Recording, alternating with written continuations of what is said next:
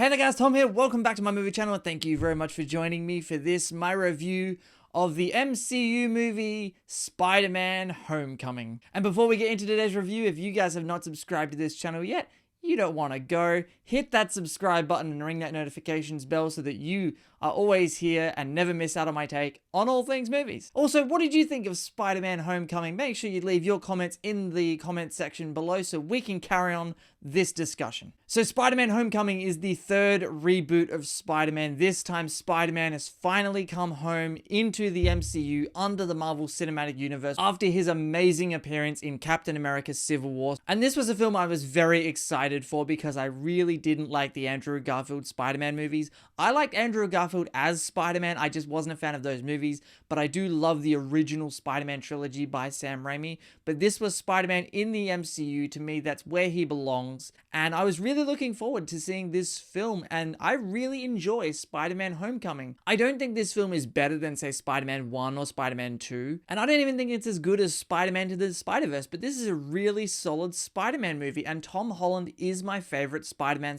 / Peter Parker. So let's talk about some of the things that I really liked about Spider-Man Homecoming. I am going to be talking some spoilers in this video, so if you haven't seen Spider-Man Homecoming, maybe go and watch that film and then come back and watch this review so you have been warned. I love that this film starts where Civil War picked up, with Spider-Man on his way to Germany to have that airport battle with the rest of the Avengers, and Spider-Man's kind of filming it on his phone as he's in the middle of the battle, and you've got Happy telling him off in the hotel room for filming. And then it says a film by Peter Parker, and not to mention the awesome Marvel logo that has the classic Spider-Man theme playing over it by Michael Giacchino. That is all awesome. And then it goes into, you have just after the Battle of New York, you're introduced to Michael Keaton's character, and he's on cleanup duty, and they're salvaging all the alien tech, and they're cleaning up after the Battle of New York in the first Avengers movie. And Michael Keaton's character, Adrian Toomes, or Vulture as he is in this movie,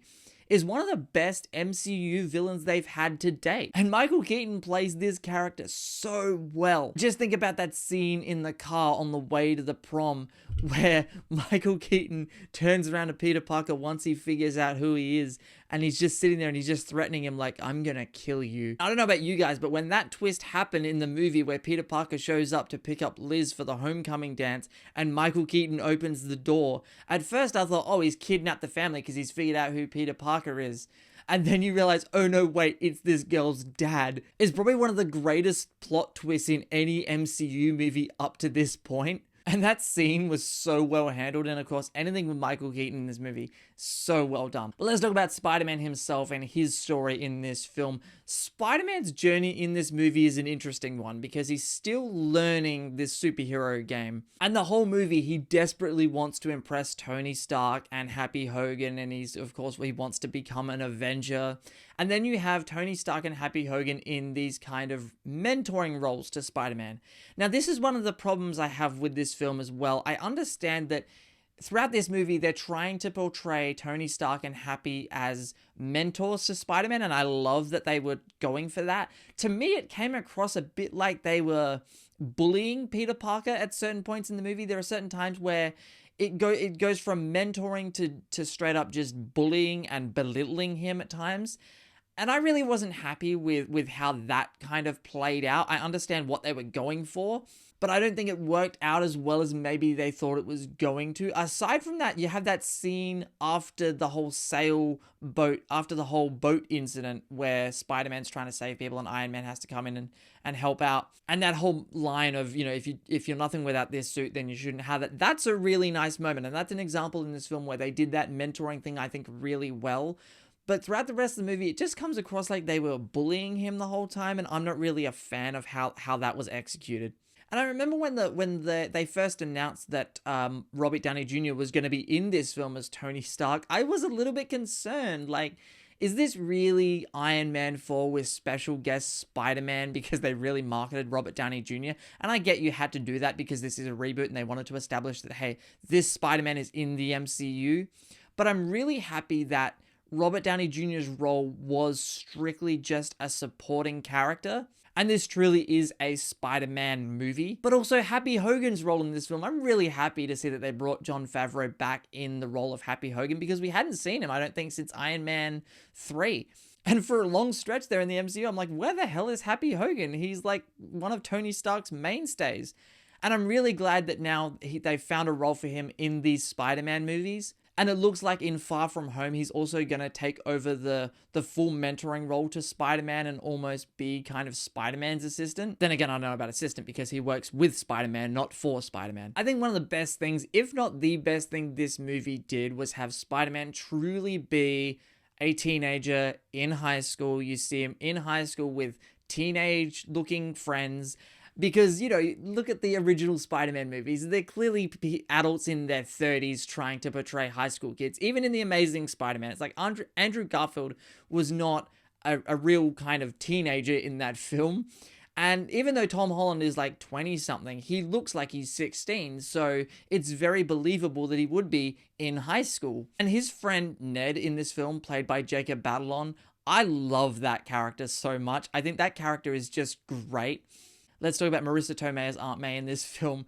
I love that they went younger with her and went in a different direction, and their relationship in this movie is also very, very well done. And the fact that she finds out at the end of this movie with that awesome last line of the film with "what the it's such a great way to end this movie. And one of the things I'm really interested to see with Spider-Man Far From Home is how do they play this relationship between the two of these characters now that Aunt May knows that Peter Parker, her nephew, is actually Spider-Man. But I'm really interested to see her character evolve now that she knows that her nephew is Spider-Man. What does that do to their relationship? Does that bring tension into their relationship? And if you'd asked me before I saw Spider-Man Homecoming, do I think Aunt May is going to find out that he's Spider-Man, my answer would have been no. I really love the story of Spider-Man Homecoming throughout this film. I think the idea of having the nostalgia of having it be tied to the first Avengers movie, where you have Michael Keaton and his crew taking the Chitauri machinery and turning them into weapons, that's an awesome kind of angle, and it ties it right back into the MCU, and it really fills out and builds on the history of the MCU from that first Avengers film. Then you have Peter Parker trying to stop them and trying to prove himself to Tony Stark, and I think that was also a great way to play this movie, because then when you get into Infinity War, it's like that relationship's been built out further between Tony Stark and Peter Parker. And probably the best scene in this movie is when he goes to confront Michael Keaton's character, and Michael Keaton basically drops the building on him, and he's pushing up from the rubble going, "Come on, Spider-Man, come on, Spider-Man." It's a really good character moment, I think, for Spider-Man in this film and for his journey throughout the MCU, and I think that was the defining moment for Tom Holland as Spider-Man, in my opinion. Overall, I really enjoyed Spider-Man Homecoming, and aside from that issue that I have where I feel like Tony Stark and Happy were at several points in this film bullying Spider-Man more than mentoring him, aside from that, Spider-Man Homecoming is a delightful movie. It's an enjoyable time at the movies. You have Michael Keaton as this awesome villain as Vulture. You have Tom Holland, who I consider to be the best Spider-Man we've ever gotten. Plus now he's in the MCU, and also let's not forget you had two competing major Hollywood studios working together and collaborating on this film, Sony and Marvel. That doesn't happen very often, where one studio owns a property, shares it with another, and they work together. You have Marvel, who now has the production rights to Spider-Man, or at least for the time being. They're the ones making the movies. And then you have Sony being the distributor of these Spider-Man movies, but they both have creative control. They both have equal say in what happens to Spider-Man in these films. And so far, from all reports that have come out and from everything we're hearing and from the quality of movies that we're getting with this new Spider-Man in the MCU, this partnership between Sony and Marvel/Disney is working out fantastically. I'm so excited to see Spider-Man Far From Home, especially since now there are early reactions coming out and there are people saying that this is the best Spider-Man movie ever. I'm really excited for Spider-Man Far From Home, considering it's going to have these connections to Endgame, and it's probably going to answer a few questions and probably set up a lot more questions. So guys, that is my review of Spider-Man Homecoming. It is a film that I really enjoyed. I don't think it is as good as Spider-Man 1 or 2, but I do think it's definitely better than both the Amazing Spider-Man movies with Andrew Garfield, and I do think it's better than Spider-Man 3. I really enjoy this film. What do you guys think of Spider-Man Homecoming? Make sure to drop your comments right down there so we can carry on the discussion. I love talking MCU movies, and I love talking about Spider-Man, so let's carry on that discussion in the comment section right down below. Remember to hit that subscribe button and ring that notifications bell if you haven't already. Thank you very much for watching. My name is Tom, and I will see you guys next time.